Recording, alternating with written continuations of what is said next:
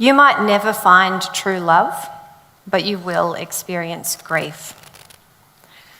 For about 20 years, I've had the privilege of listening to people's stories of grief and loss.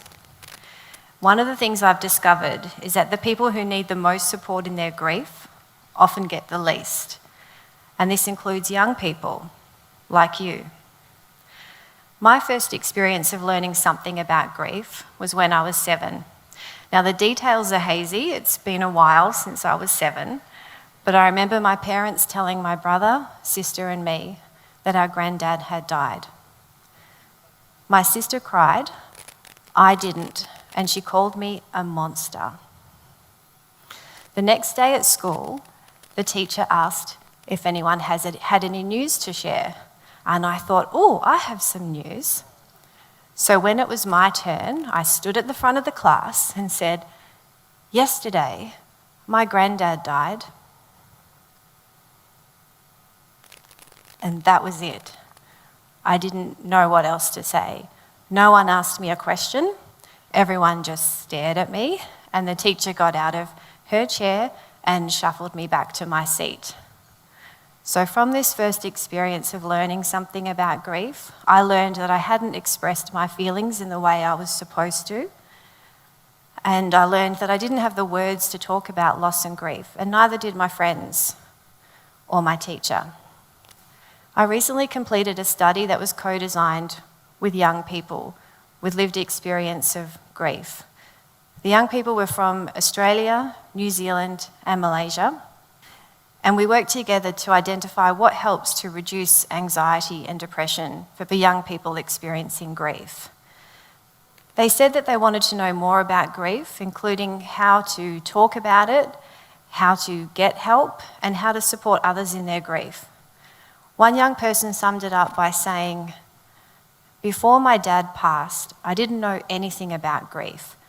I think there should be more education because my friends didn't know how to help me either." Young people often feel very alone in their grief. They don't want to stick out, so they don't talk about it. And they feel like they're the only person in their school or the only person they know who's experiencing grief. But young people experience grief much more commonly than we might realise. If you've experienced grief following the death of a close person, you're in good company. Look to the person to your left, and now look to the person to your right.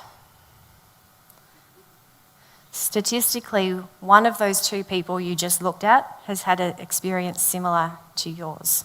And if you haven't experienced grief following the death of a close person, chances are you know a young person who has. And just like adults, young people experience grief following losses other than the death of a close person. A young child might grieve the loss of a favourite toy. Children and young people will grieve when a friend moves away, when a pet dies, when parents separate and divorce, when their hearts are broken from a relationship breakup, when living through a pandemic, when the natural environment is being destroyed beyond repair. And look, I get it. I know it's hard to talk about. It can be uncomfortable. It can be hard to find the right words. In fact, a common response to loss is no words.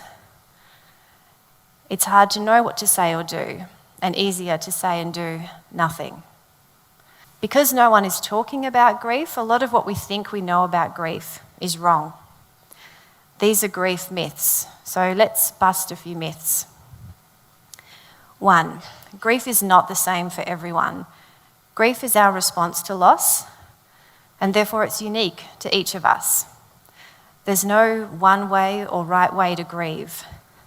I wasn't a monster because I didn't cry when I heard that my granddad had died, and it was perfectly fine that my sister did.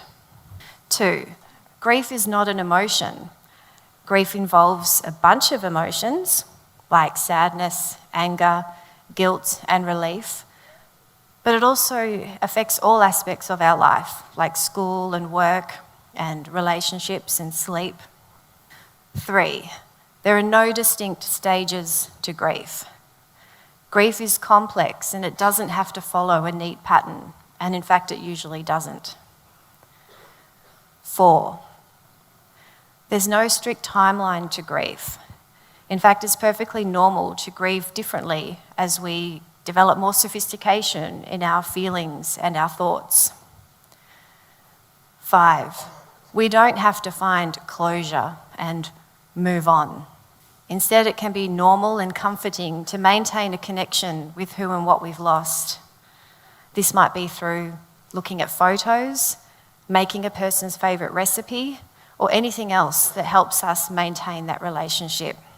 Last year, one of my friends died, and on the day that would have been his next birthday, I decided to make a birthday cake for him.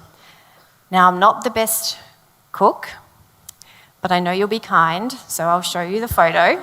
My friend was fun and whimsical and silly, so I tried to decorate the cake in a way that reminded me of him. And you can see the letter C, because that's his initial, and also chocolate freckles, because he had freckles. I had a really nice time that afternoon, spending a couple of hours making this cake and thinking of my friend and the good times that we shared. And when I was done, I delivered the cake to his family. But afterwards, I realised in some ways I'd also made the cake for me. And 6, although grief can be hard, sometimes extraordinarily so, we can also experience personal growth and develop more compassion for others. As an adult, as a parent, I understand that instinct to try and protect young people, but the young people in my study said that they wanted to be included in conversations about grief, and that talking about it helped them to feel less isolated and alone. One said, "It's really helpful to talk it through. There's a sense of camaraderie with others who understand grief." We shouldn't have to feel that we need to grieve alone and in private. We should be able to talk about it and to find the support that we need. Where there is grief, there is loss. Where there is grief, there is love. Grief is part of life, part of who we are, and not something that we need to overcome. You can't see grief, but it's everywhere. It's in this room right now.